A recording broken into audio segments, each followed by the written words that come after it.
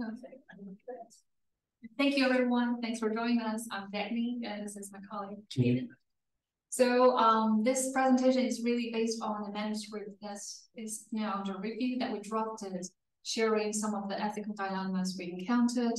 And we actually connected with each other via Jenna's network, the RIS network, because when we were sharing and discussing that the opinions from the States, I conducted my research in the UK, we noticed that despite the differences, there are so many similarities when conducting research with international students. So we think it would be really helpful to start discussing and reflecting on these potential dilemmas and hopefully turning these dilemmas into opportunities for more ethical research engaging with international students. So we will provide a very brief literature review and then thinking about what could be such guideline, ethical guidelines is about and what we're overlooking. And we particularly have some participatory elements for our presentation. So get your phones ready and we'll try to engage you as much as we can. So we really encourage reflections and discussions around this topic. So what brings us here, and I'm sure as many of you have been engaging with many of the literature, so mostly the researcher ethical guidelines or ethical related discussions are around qualitative studies. And though there are a lot available, has been published, has been cited, but we noticed that when facing with the particular ethical dilemmas in our own research, very limited resource that we can seek help from. So we think it would be really helpful to continue such discussion. So we have some examples in our studies. For example, some participants might speak international English based on their course. And also when participants reflect on their struggles, we found these could be some examples for moments that we found were daily were encountering such dilemma. Okay. And now I'll move on to Keanen for a brief literature review. So this is a very brief literature review, but we wanted to share our kind of our approach to this and kind of address two issues. The first being, what is an ethical dilemma, and then how might we approach ethical dilemmas in our research?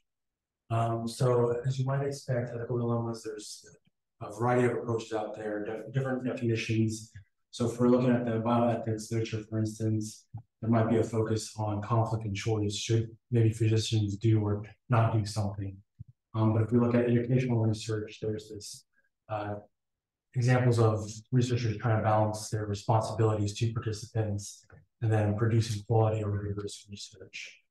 So ethical dilemmas, the term kind of has this connotation that's some researchers say like a neon light or a headline issue because they can draw a lot of attention. So like the term ethical dilemmas from like a bioethics perspective, maybe you think of things like euthanasia or cloning, and it generates a lot of discussion, a lot of kind of like headlines.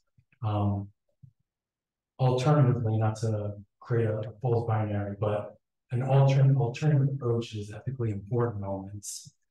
These are defined as difficult, often subtle, and usually unpredictable situations that arise during research. So if you're conducting interviews, qualitative interviews with participants, and you see that they're being distressed, you know you should probably take some sort of action, but maybe you're not exactly sure what you need to do. And you understand that there's some kind of ethical ramifications for that. So those are kind of two ways to think about ethical dilemmas. And then to approach ethical dilemmas, to engage in ethical reflexivity. So reflexivity is a qualitative concept. Ethical reflexivity kind of builds on that.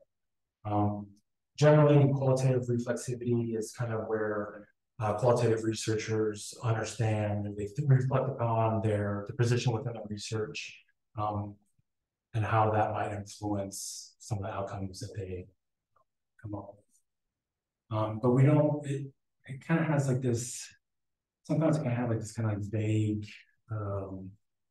maybe understanding, but it's not some kind of vague exercise. So the example Pascal Lay, I haven't heard the name pronounced, offers ethical safeguards to consider kind of throughout interviews with participants. So one of the examples that they provide is the self-interview, where they ask someone to give them the interview and see how they respond to it.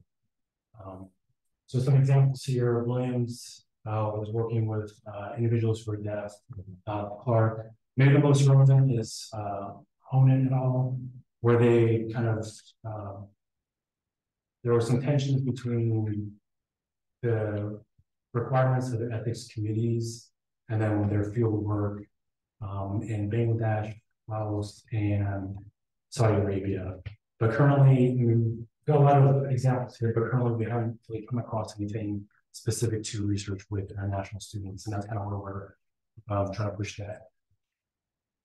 So I want to share some of the dilemmas that we've come across in our research to hopefully get the conversation going. So as we had mentioned at the beginning, when we were doing doing qualitative interviews with participants, some participants had mentioned that they speak international English. So what is the best way to kind of use the quotes or, display quotes from participants without distorting what they said or putting them in a bad light? Because Elliott et al., they recommend, long quotes to provide context. So readers can read the long quote and kind of get context and kind of come to their own conclusions when they're reading through an article. So what's the best way to really do that? When we're working with international students who might consider that they're speaking international English. Is member checking sufficient? Is member checking going back to the participants, maybe sharing the transcripts or preliminary results, where you give them a chance to kind of look at your findings. Is that really sufficient? And then should our approach differ if we're writing for different audiences, like scholar practitioners or policymakers?